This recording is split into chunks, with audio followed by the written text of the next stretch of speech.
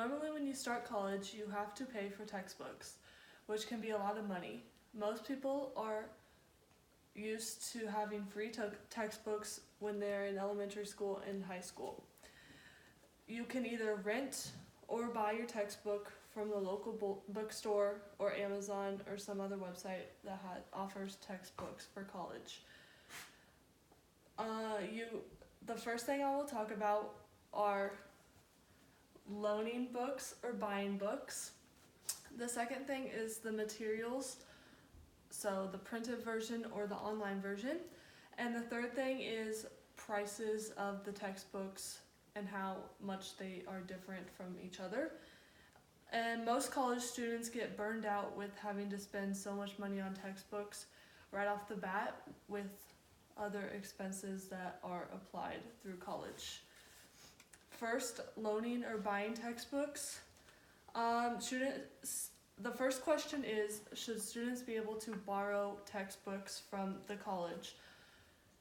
And Tatiana Torres says, students are consistently asked to pay additional fees for things like parking and rent. If they took away buying books, they could lessen the hole burnt in students' wallets, which is true because books can be very expensive. The second point is, should students still have to pay for textbooks? I don't think they should. I think it is a good idea to just have them online, saves students a lot of money, and helps the environment without having paper. The third thing is, are more people leaning towards online books? Claudia Wallace says, given the high cost of hardback textbooks, it is wiser to save money and go digital. The second point is materials, so printed or online e-textbooks. The printed textbooks can be more expensive if you buy them through the bookstore and just in general than the online ebooks. They are about half the cost and they also save the environment, so I think it's a good idea. Are textbooks necessary? Which that's another question that comes up a lot with college students when they are buying books. Edward Nawaka said, average U.S. students spend $655 per year on required textbooks. 76.6% of U.S. students don't purchase the required textbook. They don't like to purchase them because I've experienced this in the past. You buy a $90 textbook and use it for one assignment and you're just stuck with paying that $90 for that one assignment, which I don't feel is necessary. Or you buy a required textbook and you don't use it at all. And there's some classes that you buy the required textbook and that's all you use. It just depends.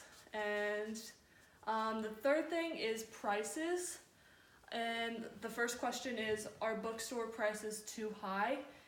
And Herb Wessingbaum said a single book can cost up to $200, and that's through a campus bookstore. Amazon, you can get a book from Amazon or Chegg.com for half the price, which is good and highly recommended because bookstores raid you out and make you pay more than you need to. The second question is it cheaper to get your book online than printed? Yes, like I just said, they're usually half the price if you get an ebook. And Andre McNeil said textbooks may cost more but can be resold or taken back, but online versions can be 60% cheaper than the printed version. So if you rent your textbook through the bookstore, you can always take it back, hope to get money. You're not going to get as much money, but hope to get some money out of the textbook. And sometimes they offer, you can't rent the book, you just have to buy it. So you're kind of out of luck if you just have to buy it. And to conclude, students have been burned out, like I've said before, and with all of these different expenses, including textbooks, and since we're paying so much for tuition, I feel the need that textbooks should be included in the colleges, and which makes these students not want to buy or rent textbooks in the future because, like I said, sometimes they're a waste of money because you use it one time.